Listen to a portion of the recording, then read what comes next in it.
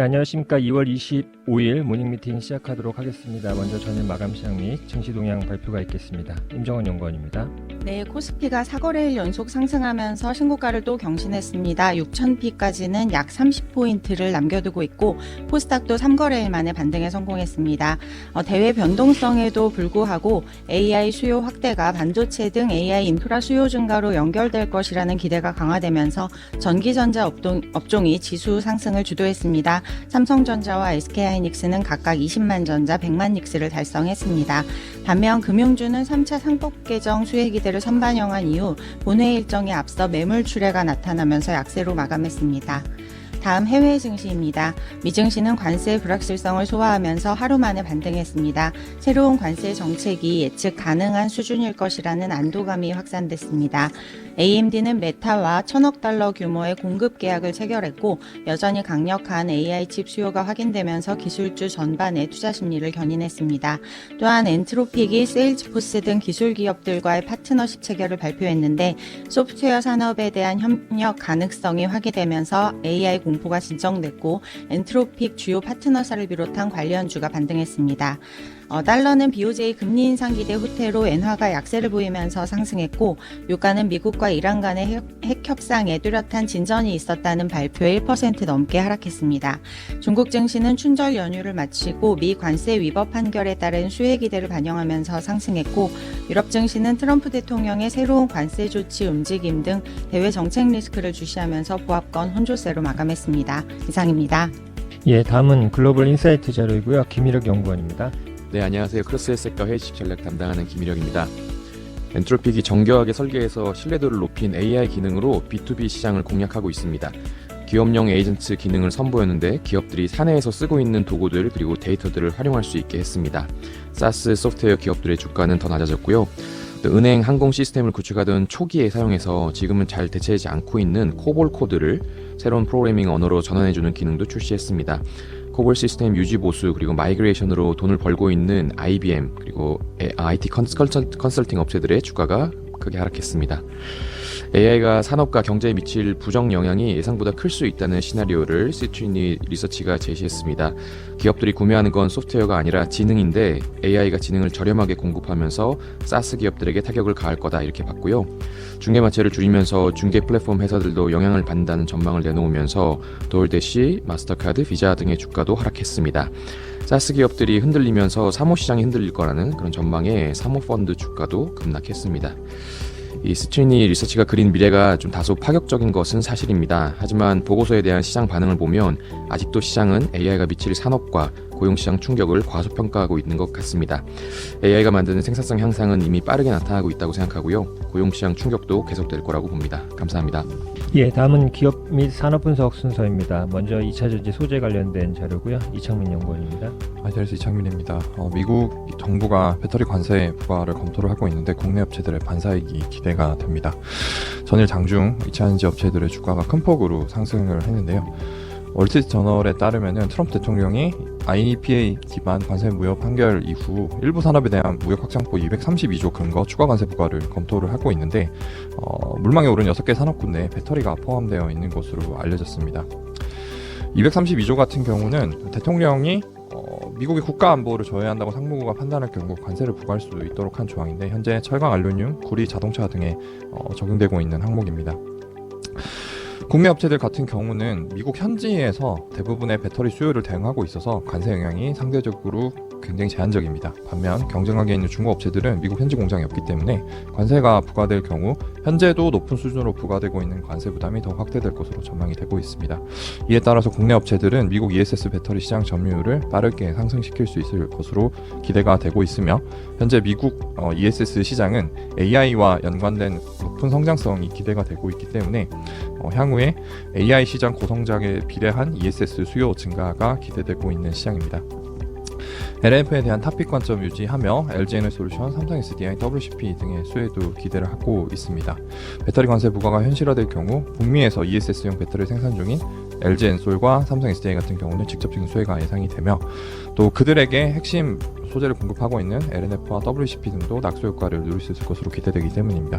특히 LNF는 IRA 종료 영향이 상대적으로 제한적이고 ESS용 LFP 양산을 비중국 업체 중 가장 빠르게 준비를 하고 있어서 관련 수혜 기대되며 테슬라의 자율주행차 그리고 휴머노이드 로봇 관련된 비즈니스 본격화에 따른 기회요인도 존재하기 때문에 2차전지 업종 탑픽권 좀 유지하도록 하겠습니다. 이상입니다. 예, 다음은 SK 오션 플랜트 자료입니다. 정혜정 연구원입니다. 네, 안녕하세요. SK 오션플랜트 4분기 실적 관련해서 말씀드리겠습니다. SK 오션플랜트에 대해 목표 주가 25,000원과 투자 의견 바이를 유지합니다. SK 오션플랜트의 4분기 매출액은 1,700억 원, 영업이익은 137억 원을 기록하면서 전년 동기 대비 크게 개선되는 실적을 보였지만 시장 컨센서스는 다소 하회하는 수준을 기록했습니다. 부문별로 보면 해상풍력 매출이 굉장히 많이 개선이 되었는데요. 팽리아오 프로젝트, 대만의 프로젝트 관련된 매출이 올해부터 본격화되기 시작하면서 전년 동기 대비 2배 가량 증가했던 것이 가장 큰 원인이었습니다. 다만 4분기부터 인식될 예정이었던 안마도 해상풍력 매출이 약 900억 원이 있었는데 이 부분이 올해 하반기로 미뤄지면서 실적이 시장 기대를 하회하는 주 원인이 되었던 것으로 보고 있습니다. 이렇게 해상풍력 매출이 늘어나는 것은 매출의 증가 요인도 발생하지만 상대적으로 마진이 높기 때문에 매출 비중이 확대됨에 따라서 영업이익률 또한 전년 동기 대비 크게 개선되는 모습을 보였습니다. 다만 올해는 작년에 비해서 좀 SK오션플랜트 입장에서는 좀 쉬어가는 해가 될 것으로 보고 있는데요. 2026년 매출액 가이던스 제시를 8,200억 원 규모로 했습니다. 이는 전년 대비해서 한 15% 감소한 것이라고 볼 수 있는데 2025년에 약 50%를 차지했던 특수선 부문의 수주 잔고가 대부분 올해 중으로 마무리될 예정인 가운데 아직 신규 후속 수주가 확보되지 않은 상태이기 때문에 이 부분에서의 매출 축소가 불가피할 것으로 전망이 되고 있습니다. 다만 해상풍력의 경우 이미 작년 말에 확보했던 파이프라인이 매출이 인식이 되기 시작할 것으로 보고 있기 때문에 팽리아오에 더해서 올해 초부터 포모사4 프로젝트의 매출 인식이 시작이 되고 하반기에는 포모사6와 앞서 말씀드렸던 안마도 해상풍력이 더해지면서 이런 해당 부분의 수익성 확대는 지속될 것으로 보고 있습니다. 해상풍력이 신규 수주 파이프라인도 견조하게 유지되고 있는 상황인데요. 특히 대만에서 라운드 3.1, 3.2 프로젝트들이 발주될 예정에 있으며 유럽과 국내향 자켓 수주도 올해 상반기 중에 대규모 수주를 확보할 수 있을 것으로 전망하고 있습니다.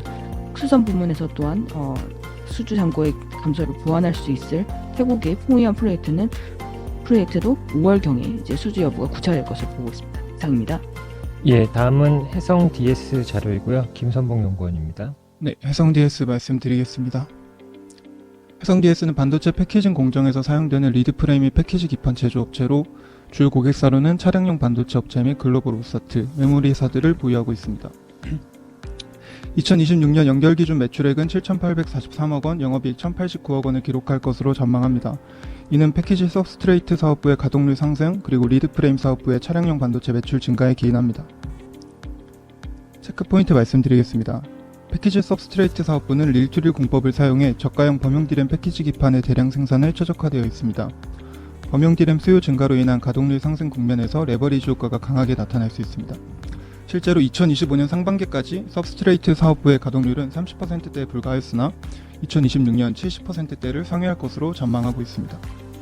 반면 경쟁사들은 판넬 방식을 사용하여 고부가 기판 생산에 집중하고 있습니다. 또한 차량용 리드 프레임 수요 회복도 기대됩니다. 2025년 하반기부터 주요 고객사들의 재고 정상화가 진행되어 2026년은 재고 축적 수요 증가가 예상됩니다. 전기차 침투의 상승도 수요 확대 요인입니다.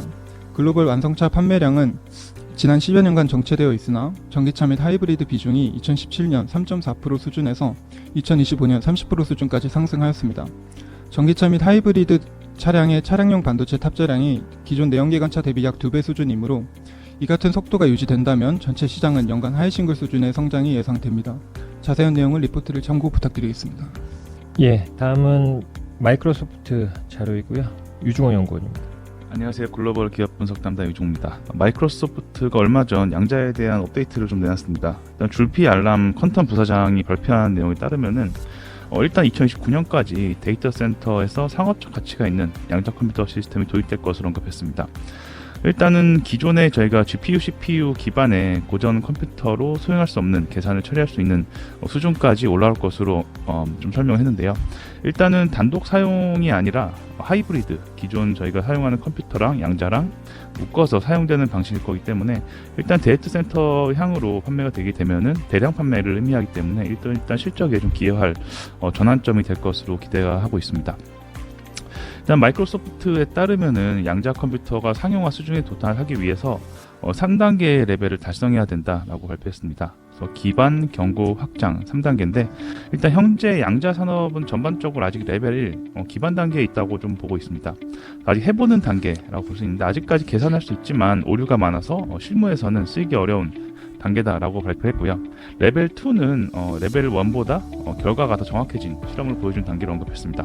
레벨 3는 일단 오류율이 1조 연산을 하면은 평균 한 번 틀리는 수준, 그리고 거의 100%에 가까운 처리 능력을 겸비하는 것으로 양자 슈퍼컴퓨터가 달성되는 목표인데요. 일단 마이크로소프트는 이 레벨 3을 달성하기 위해서 6가지의 6단계 마일스톤을 제시했습니다. 일단 현재 상황 같은 경우 1단계는 이룬 것으로 언급을 했고 지금 2단계에 진입한 것으로 발표를 했습니다. 최초 3단계에 가기까지 일단 많은 과정이 있을 것으로 보이고 있고요. 일단 첫 번째 과정을 달성하기 위해서 발표한 칩이 마요나라 1이라는 양자 컴퓨터 칩입니다. 신소재를 활용해가지고 일단은 장기적으로 한 개의 칩에서 한 100만 개 칩까지도 같이 묶여서 쓸 수 있는 큐비트까지 확장할 수 있는 구조를 갖췄다라고 언급을 했습니다. 가장 결정적으로 마이크로소프트 최근 주가 흐름을 보면은 AI 수익 우려로 주가가 좀 빠졌지만 프리미엄이 대부분 저희는 없어졌다 보고 있습니다.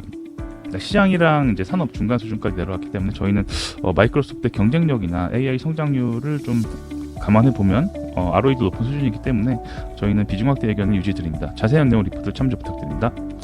예, 이상으로 준비된 자료 발표를 모두 마쳤습니다. 감사합니다.